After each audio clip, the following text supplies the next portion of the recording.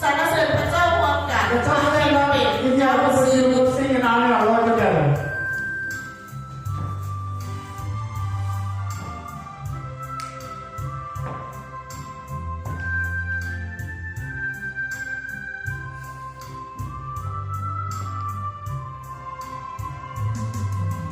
พระ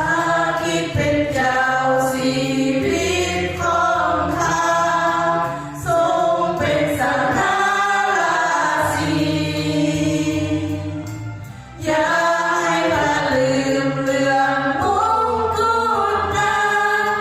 โปรดนำไปถึงการแข่งอย่าให้ข้าลืมคิดเสมาเนอย่า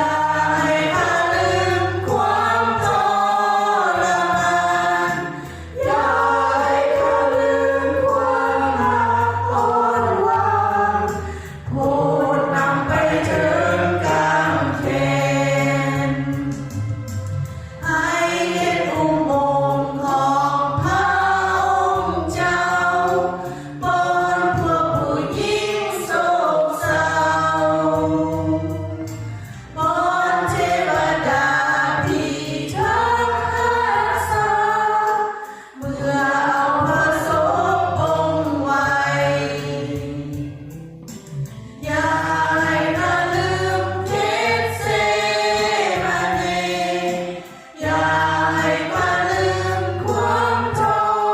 รมานอย่าให้ข้าลืมความรักอ่อนหวานโปรดนำไปถึงการแข่งเหมือนมาริอาสาวมักดาลาที่เอาเครื่องหอมบูชาขอให้ข้าเห็นอุโมงค์ว่างเปล่าโปรดนำไปถึงการแข่งอย่าให้ข้าลืมคิดเสมาเนอย่าให้ข้าลืมความทรมานอย่าให้ข้าลืมความรักอ่อนหวานโปรดนำไปถึงการแข่งให้ข้าเต็มใจแบกไม้กางเขนติดตามพระองค์ทุกวันให้ข้าหวังอยู่กับพระเยซูพระองค์ทนทุกข์เจ็บขาอย่าให้ข้าลืมคิดเสมาเนอย่าให้ข้าลืมความทรมานอย่าให้ข้าลืมความรักอ่อนหวานโปรดนำไปถึงการแข่งเขาต้องการจะได้รู้จักพระองค์และรู้จักด้วยอำนาจอันปรากฏในการที่พระองค์ทรงคืนพระชนและความทุกข์กับพระองค์ คือยอมรับความตายเหมือนอย่างพระองค์ฟิลิปปอย3:10ขอบคุณพระเจ้า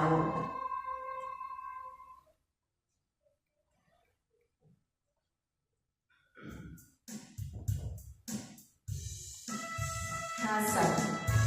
สื่อพระเจ้า พ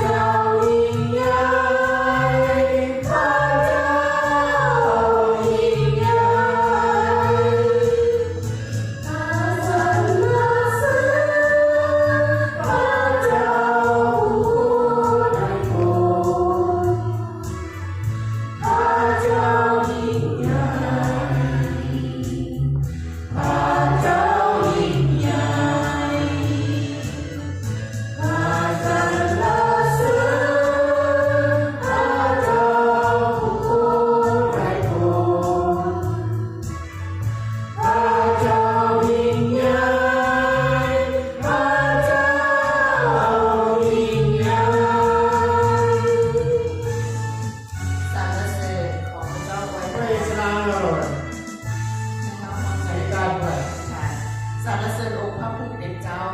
Praise your Heavenly Father. ขอบพระคุณพระองค์ในวันนี้ We give you thanks for this morning. ขอบพระคุณพระองค์ในลูกๆในเศร้าอันรุ่งวันใหม่ในมื้อนี้ And we give you thanks for waking us up this brand new day. ขอบพระคุณพระองค์ประทานชีวิตใหม่ลูกในวันนี้ And give you thanks for the new life that you've given us. ยอดพระคุณและความรักของพระองค์ลูกจึงได้มีโอกาส Because your grace and your mercy that we are here today. ขอพระวิญญาณบริสุทธิ์ทรงท่วมทับลูกในวันนี้ May the Holy Spirit cover all of us in this room today. เจ้านายเจ้าชีวิตของลูก Be our leader, our King. เปิดโปรดประทานความแสงสว่าง Show us the light ให้ลูกได้รู้ได้เห็น so that we can see and เข้าใจ know พระธรรมที่ลึกลับของพระผู้เป็นเจ้า and understand all your message. ลูกสรรเสริญขอบพระคุณในพระนามพระเยซูคริสต์เจ้า We praise you, we thank you in Jesus' name, our Lord. Amen. ขอเชิญทุกคนนั่งลงต่อไปอ่านพระคัมภีร์ภาษาอังกฤษอ่านภาษา Now we have scripture reading in English. This we guide me myself. Okay, the first scripture reading for today is going to be by John. I'm sorry, John 11 to 18.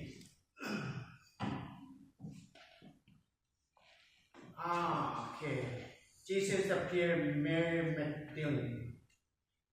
Mary was standing outside the tomb crying and she was weak. She stooped and looked in. She saw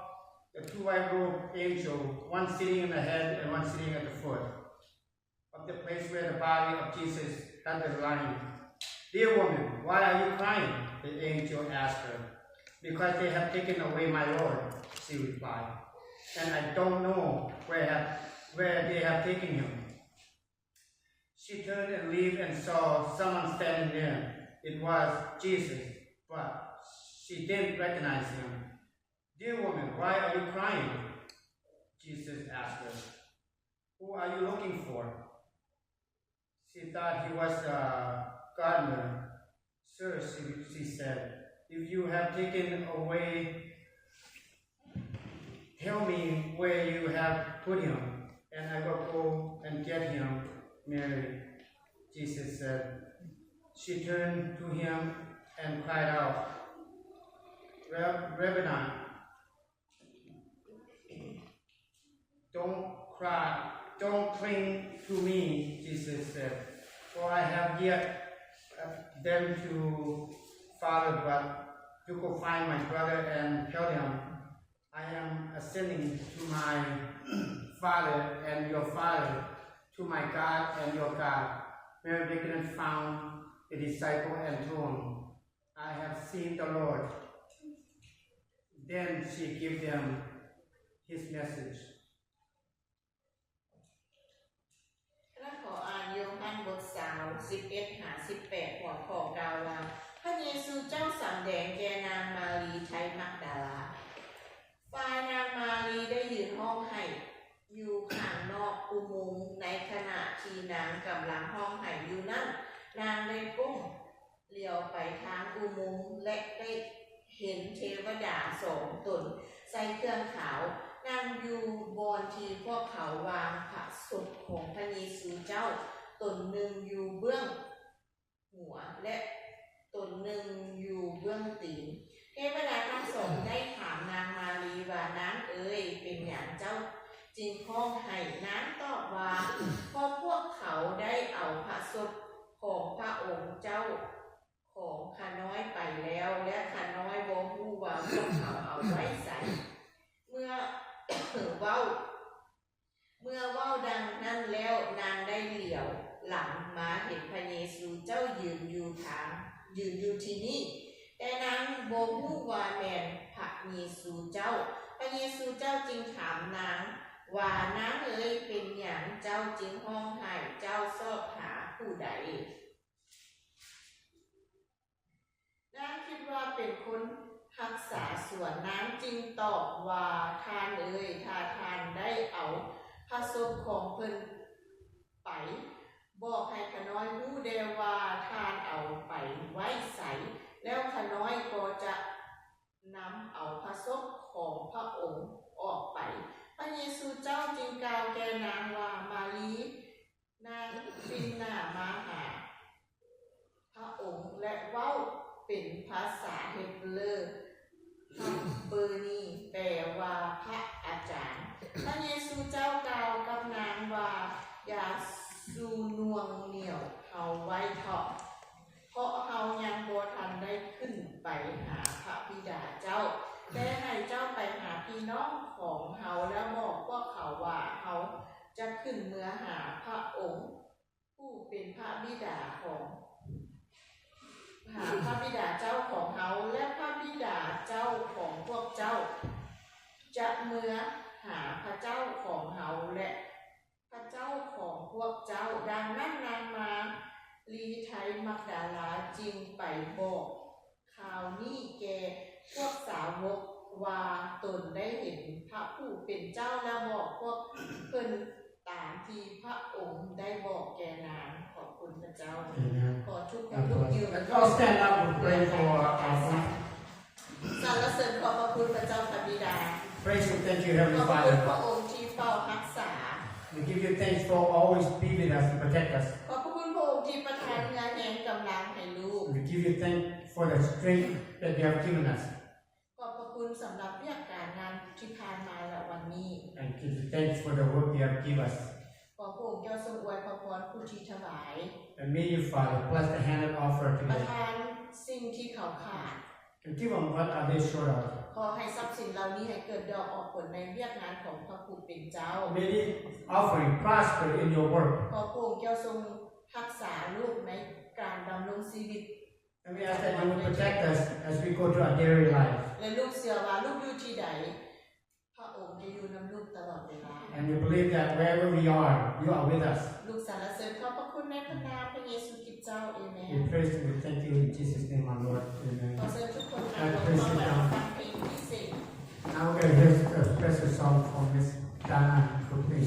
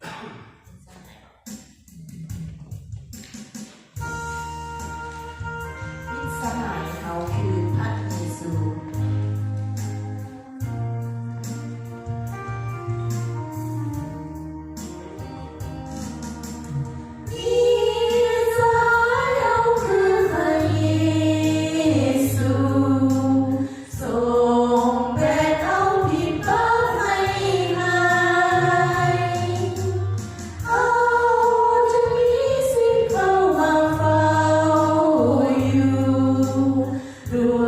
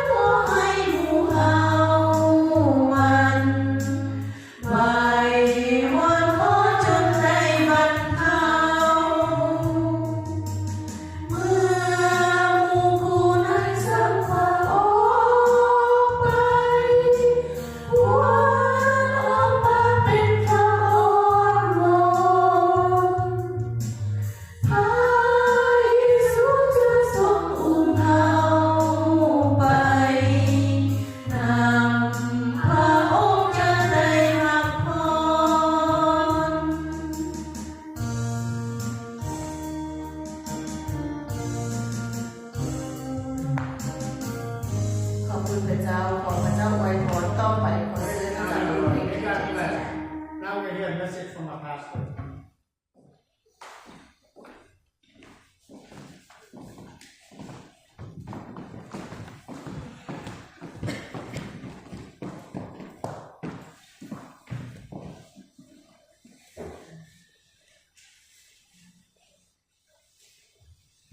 สวัสดีพี่น้องทุกคน Good morning church Happy Easter Sunday พ่อแม่พี่น้องที่รักมื้อนี้เป็นมื้อแห่งความชื่นชมยินดีของชาวคริสเตียนทั่วทั้งโลกเนาะเพราะว่ามื้อนี้พระบิดาเจ้าองค์ทรงสถิตอยู่ถึงสวรรคสถานได้ทรงบันดาลให้องค์พระเยซูได้ขึ้นสู่ชีวิตหลังจากความตาย Today is the day of joy to all Christian people around the world because today the Father in heaven he inspired Jesus to come back to life again after death มื้อนี้เป็นมื้อแห่งความชื่นชมยินดีของชาวคริสเตียนทั่วทั้งโลกที่ได้เข้ามายังพระวิหารเพื่อมาเฉลิมฉลองการคืนพระชนม์ขององค์พระเยซู Today is the day of joy to all Christian people around the world that we come to the church, to the temple of God to celebrate the resurrection of Jesus Christ มื้อนี้ที่โบสถ์ลาวบังเกิดใหม่พวกเขาก็พากันเข้ามายังพระวิหารเพื่อมาสรรเสริญการคืนพระชนม์ขององค์พระเยซู Today at Reborn Lao Lutheran we come to the temple of God to praise in the resurrection of Jesus Christ เมื่อวันศุกร์ที่แล้วนี่เนาะกลุ่มสตรีพวกเพิ่นก็พากันโบสถ์ของพวกเขาเนาะพี่น้องเนาะสวยงามที่สุดเพื่อต้อนรับองค์พระเยซูทุกวันทุกทีพวกเขามีดอกไม้เนาะ Last Friday the women group they decorate the church look around here พี่น้องที่รักของพระเจ้า look around here everywhere is flower งามพี่น้องเนาะ It's so beautiful to welcome Jesus. Let us pray. พระเจ้าพระบิดาผู้มีความชื่นชมยินดีที่ได้เข้ามายังพระวิหารเพื่อมาเฉลิมฉลองการคืนพระชนม์ของพระบิดาพระบุตรของพระองค์คือองค์พระเยซู Father, we are so happy and joy to come to the temple to celebrate Jesus Christ your Son for his resurrection พระเจ้าพระบิดาบ่มีพระองค์ใดในโลกที่จะตายได้คืนสู่ชีวิตมีแต่พระบุตรองค์เดียวคือองค์พระเยซูเท่านั้น Father, no one else in the world can come back to life again after death except only your Son, Jesus Christ. พระเจ้าพระบิดาเราขอบพระคุณที่พระวิญญาณบริสุทธิ์ของพระองค์เจ้าทรงอยู่กับพวกเราทรงนำพาพวกเราในทางที่ดีและชอบธรรม Thank you for the Holy Spirit to be with us and guide us in the good way and righteous way. อวยพรเบื้องแง่พวกเราทุกๆคนเลยเถิด Bless and protect all of us. พวกเราร่วมกันภาวนาอธิษฐานมายังพระนามขององค์พระมหาเยซูคริสต์เจ้า Amen. We pray together in your name, Jesus Christ, our Lord. Amen. วันนี้อาจารย์จะแบ่งปันเกี่ยวกับเรื่องการคืนพระชนม์ขององค์พระเยซู Today I will share about the resurrection of Jesus. อาจารย์จะเริ่มอยู่ในพระคัมภีร์โยฮันบทที่20พระคัมภีร์บทนี้ได้ยาวหลายพี่น้องแต่อาจารย์จะยังให้สั้นๆโอเค I will begin in the Gospel of John chapter 20. This chapter is too long, but I try to make it short. เรื่องเล่าเป็นที่พี่น้อง The story like this ในตอนเช้าๆของวันอาทิตย์นางมารีได้ไปฮอดอุโมงค์ Early Sunday morning Mary Magdalene she was there at the tomb แล้วนางได้เห็นเทวดานางได้เห็นก้อนหินได้ขึ้นออกจากปากอุโมงค์ She saw the stone roll away from the entrance แล้วนางนี่กลับขึ้นไปหาเปโตรและก็บอกสาวกของพระองค์พระเยซู Then she went back to tell Peter and another disciple of Jesus แล้วพวกคนก็ได้กลับขึ้นมา Then they came back พวกสาวกของพระองค์ได้เข้าไปในอุโมงค์แต่บ่เห็นพระกายขององค์พระเยซู His disciple went into the tomb but they did not see the body of Jesus พวกเขาจะได้เห็นแต่ผ้าพันหัวของพระองค์เท่านั้นอุโมงค์ว่างเปล่าพี่น้อง They saw only his linen clothes the empty tomb The tomb was empty แล้วนางมารีไทมักดาลานี่เล่าเสียใจหลายพี่น้องเราจึงว่านั่งห้องให้อยู่นอกอุโมงค์ Mary she was so upset about she cried outside the tombแล้วในเวลาเดียวกันนั้นเนาะเทวดาสองตนขององค์พระผู้เป็นเจ้าก็ได้มาถามนางว่าดังนี้ In the same time two angels of the Lord they asked her นางเอ๋ยเป็นหยังเจ้าจึงฮ้องกัน She answered I have taken. Why you cry? Why are you crying? Sorry about this. Why are you crying? นางตอบว่าเพราะพวกเขาได้เอาพระศพของพระองค์เจ้าข้าน้อยไปแล้วและข้าน้อยบ่รู้ว่าพวกเขาเอาไปใส่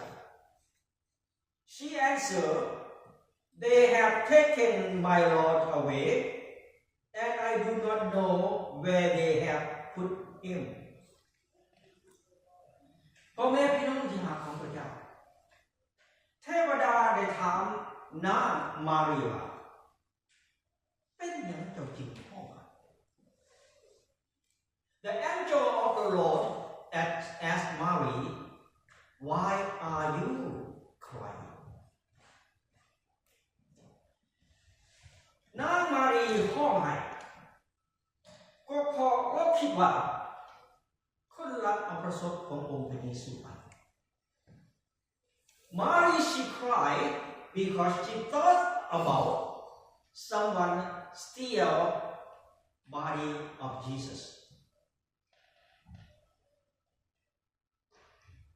แต่นางลืมคำสอนขององค์พระเยซูBut she forgot God's teaching. She forgot about what Jesus mentions about. เราลืมมาองค์พระเยซูว่าอย่างไรนางมารีอาจจะบ่เข้าใจในคำสอนขององค์พระเยซู Mary might not understand God's teaching. นางมารีอาจจะบ่สนใจ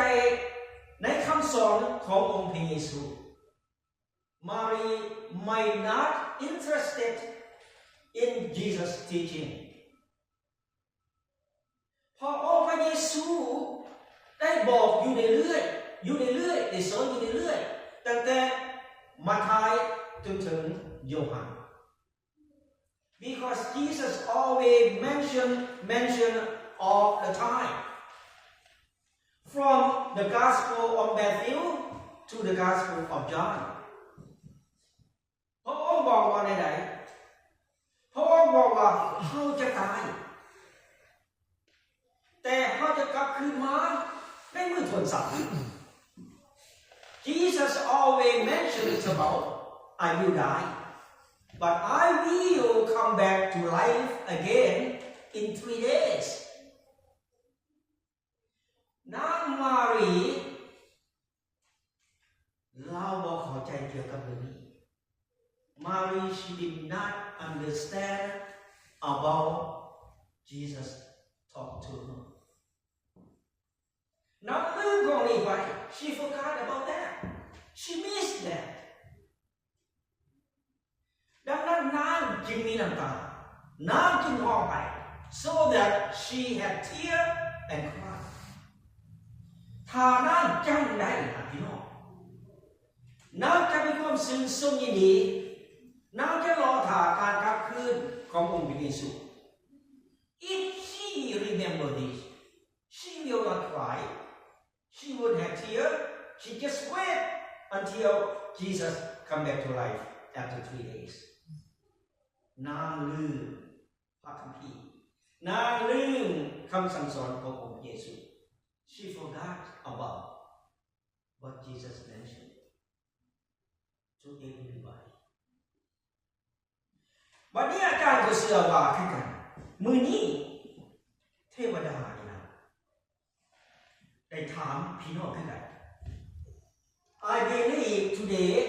the angel of the Lord they ask all of us the question เป็นหยังพวกเจ้าจึงร้องไห้ Why are you crying today องค์พระเยซูถามพี่น้องทุกๆคนเดียวนี้และก็ถามคริสเตียนจำนวนหลายในทั่วโลก Why are you crying This is very good question that the angel of the Lord asking all of us คริสเตียนหลายคนลืมคำสอนของพระเจ้า Many Christian people they forgot God's teaching คริสเตียนหลายคนอาจจะบ่สนใจในคำสอนของพระเจ้า Many Christian people might not interested in God's teaching คริสเตียนหลายคนอาจจะบ่ตั้งใจฟังคำสอนของพระเจ้า Christian might not pay attention to listen to the word of God ดังนั้นแหละคริสเตียนจำนวนหลายในโลกจึงมีน้ำตาและร้องไห้เพราะเขาบ่ฟังคำสอนของพระเจ้า Therefore Christian people many of Christian people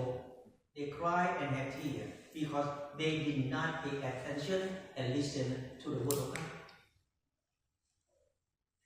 ดังนั้นบ่อยากมีน้ำตาบ่อยากร้องไห้ต้องตั้งใจฟังคำสอนของพระเจ้า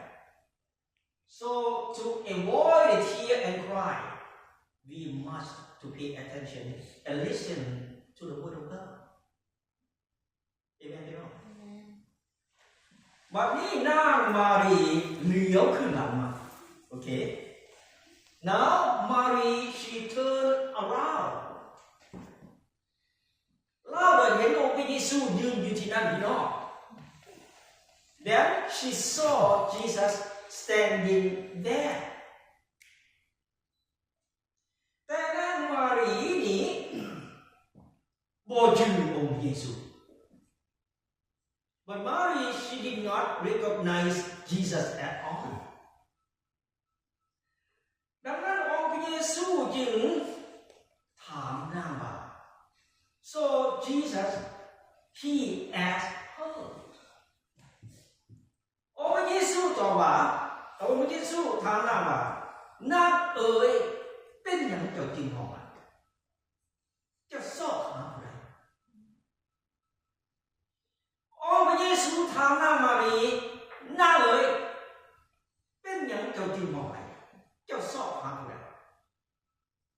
Jesus asked her why are you crying who are you looking for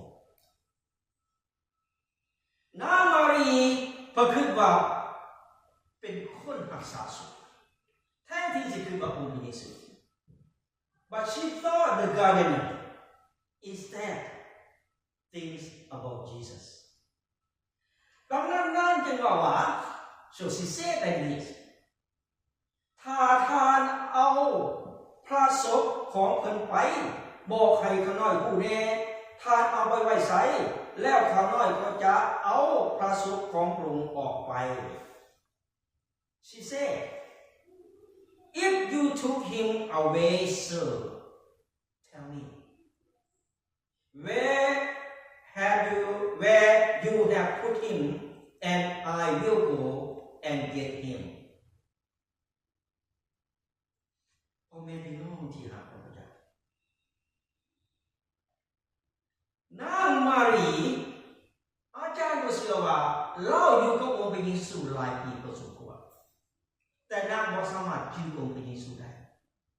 My beloved I believe Mary she was with Jesus for many years but she could not recognize Jesus at all เพียง3 มื้อเท่านั้นพี่น้องเพียง3 มื้อเท่านั้นนางลืมองค์พระเยซูไปหมดฟังคักๆกว่านี้พี่น้อง Only 3 days Mary she forgot all about Jesus Only 3 days นางลืมองค์พระเยซูเพียง3 วันเท่านั้น She forgot Jesus all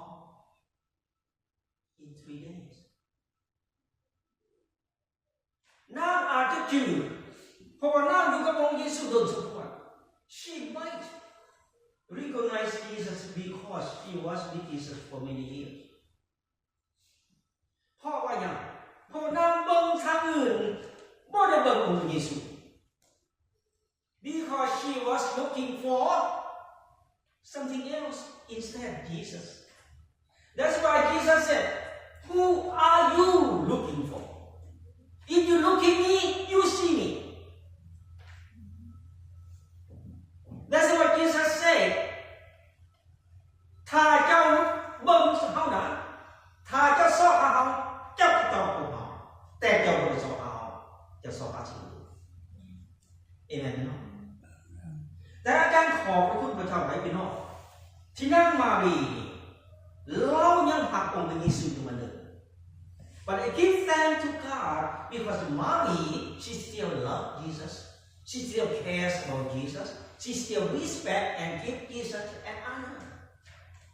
I give thank God for this พ่อแม่พี่น้องที่รักอาจารย์ก็เชื่อว่ามื้อนี้องค์พระเยซูได้ถามพี่น้องด้วยกัน My beloved I believe the Lord God Jesus He asked all of us in here too เป็นหยังเจ้าจึงห้องไห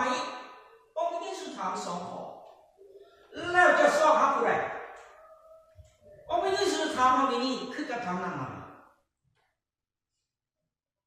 Why are you crying Who are you looking for He just asking us right now แม่บอกพี่น้อง It's so real and so true เพราะว่าอย่างเพราะยังมีคริสเตียนหลายคนนี่นะอยู่กับองค์พระเยซูเป็นหลายปีแต่ลืมองค์พระเยซูไป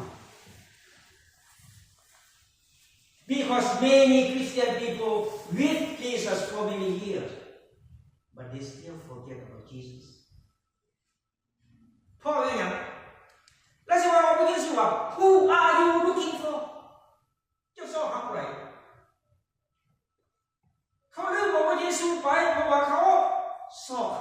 อื่นมันไม่ส่องหาองค์พระเยซู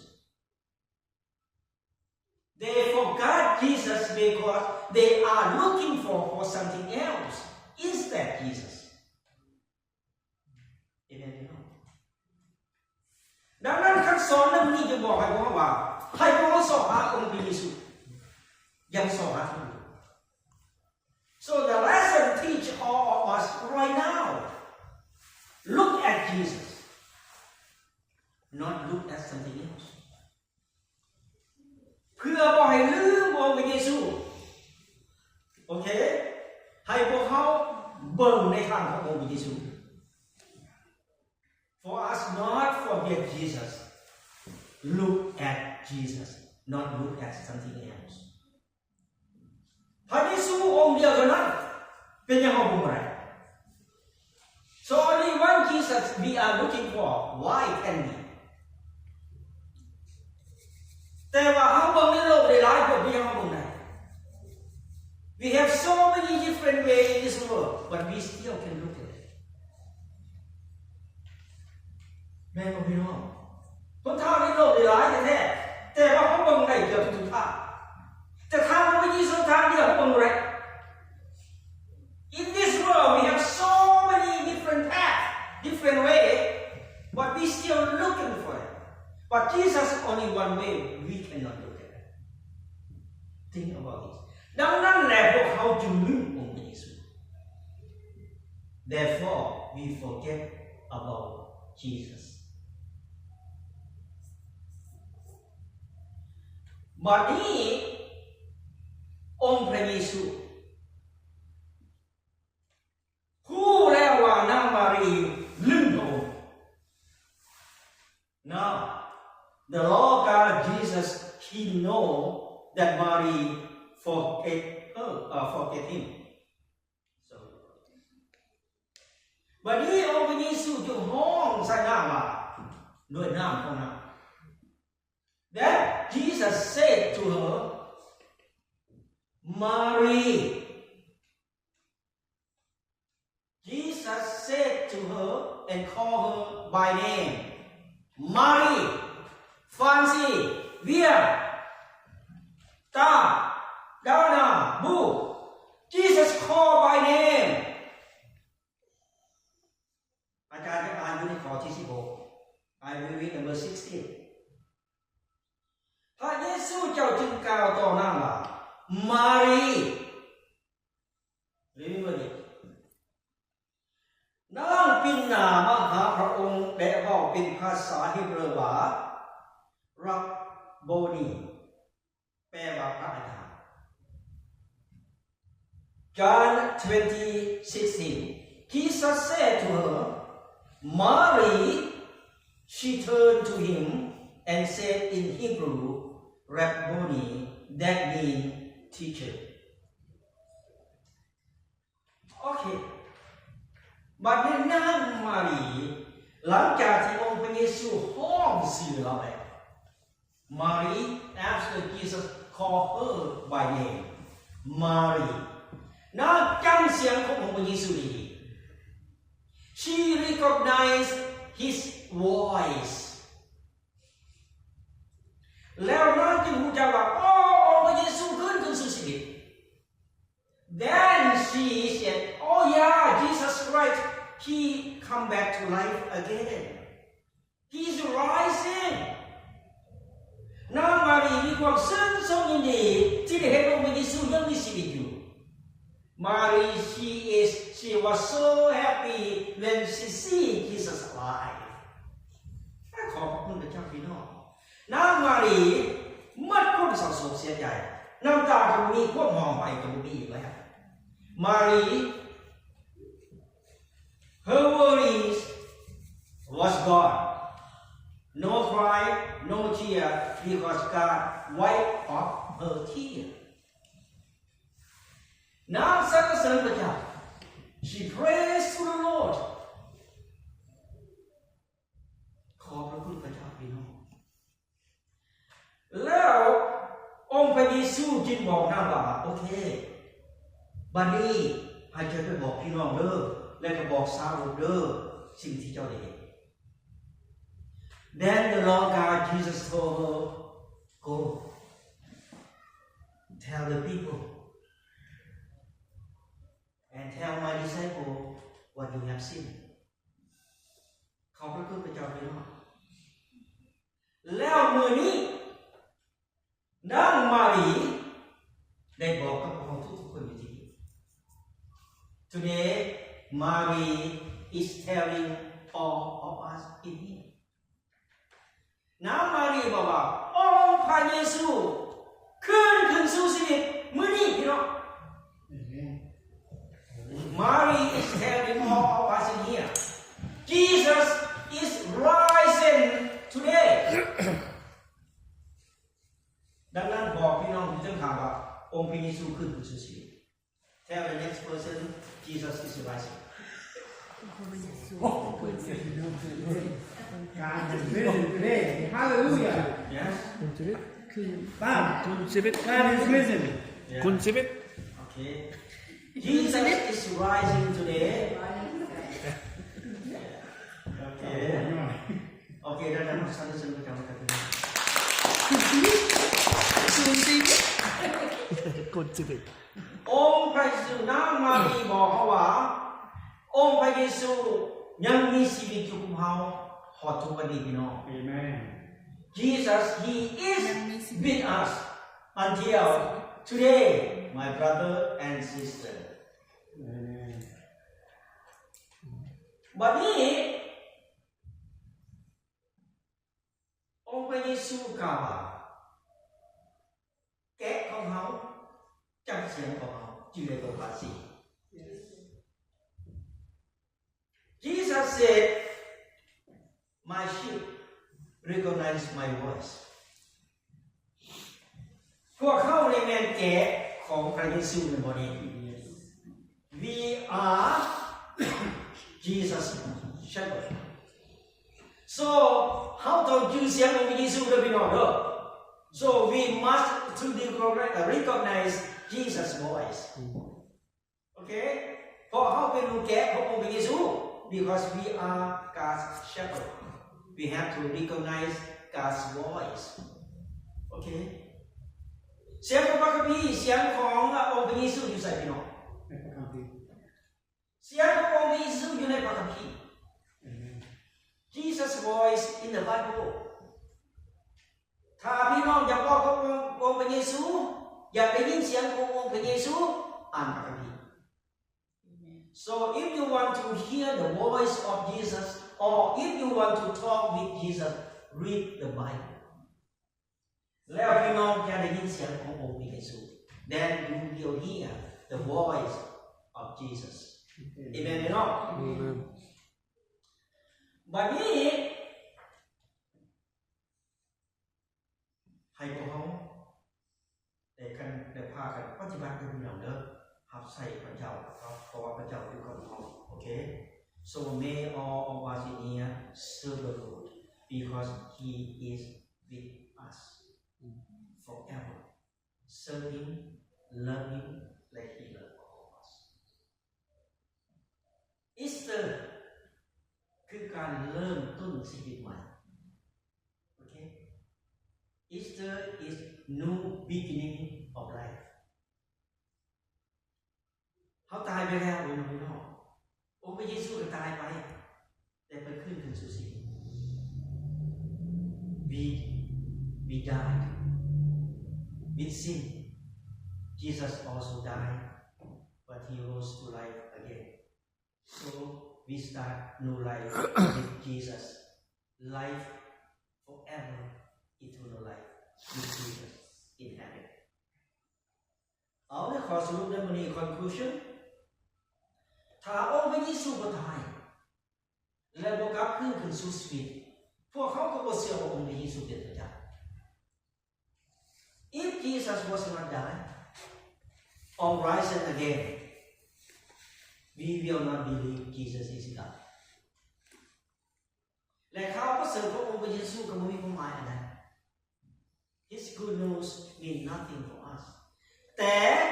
องค์พระเยซูตายกลับคืนสู่ชีวิตพวกเขาจึงเชื่อองค์พระเยซูเป็นพระเจ้า But Jesus died and rising again. That's why we are here. Believe Jesus is true God and real God. God bless all of you.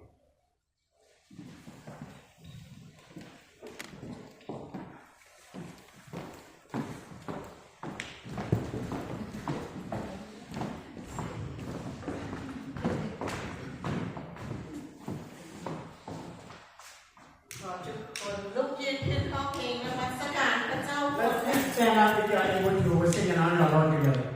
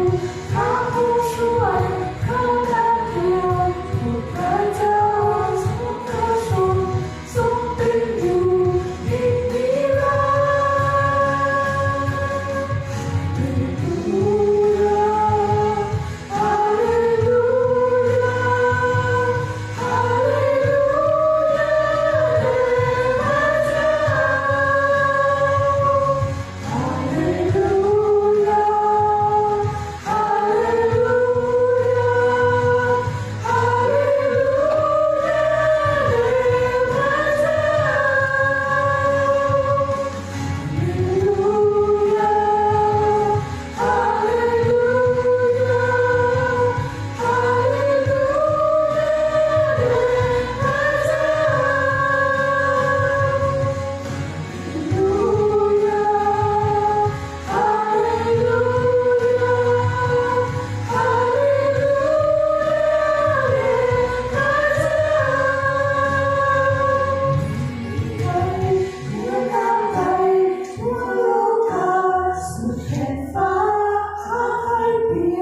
ความยิ่งใหญ่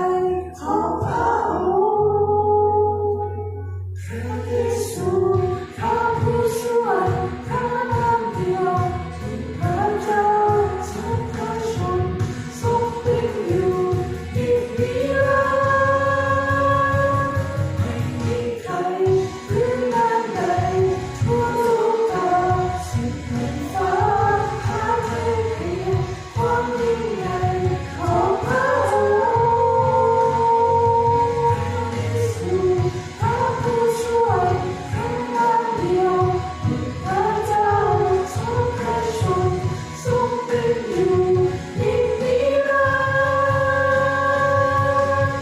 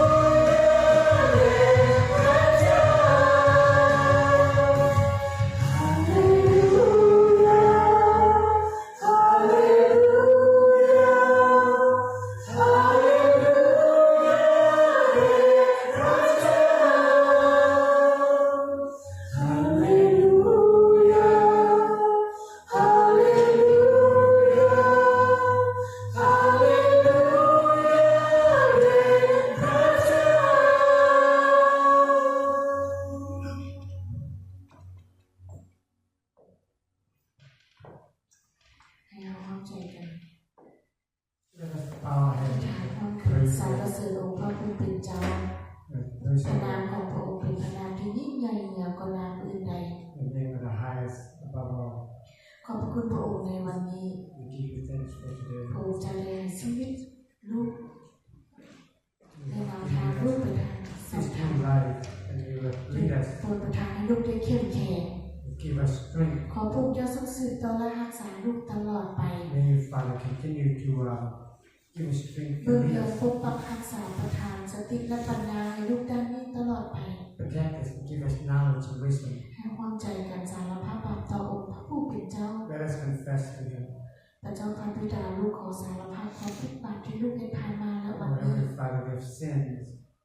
ลูกรู้ว่าลูกเห็นบ่ถูกน้ำพระทัยของพระผู้เป็นเจ้า we know that we are wrong. ลูกเห็นผิดต่อพระผู้เป็นเจ้า We are wrong against you, ต่อพ่อแม่อ้ายเอ๋ยน้อง our brothers and sisters. ลูกผัวโดยที่ตั้งใจหรือบ่ได้ตั้งใจ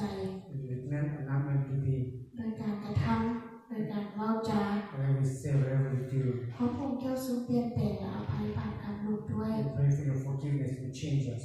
ขอพระองค์เจ้าทรงรักษานำชีวิตประจำวันลูกด้วย Always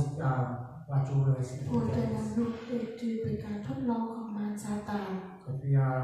falling into temptation. แต่ขอให้ลูกได้ใช้สนับในพระนามของพระองค์ Let us have victory. ประทานเงินแห่งสติปัญญาให้ลูก Give us strength and wisdom. ลูกสรรเสริญลูกขอบพระคุณในพระนามพระเยซูคริสต์ We เจ้าเอ praise เม you น in the name of Jesus Christ, our Lord. ต่อไปขอเสริญพระ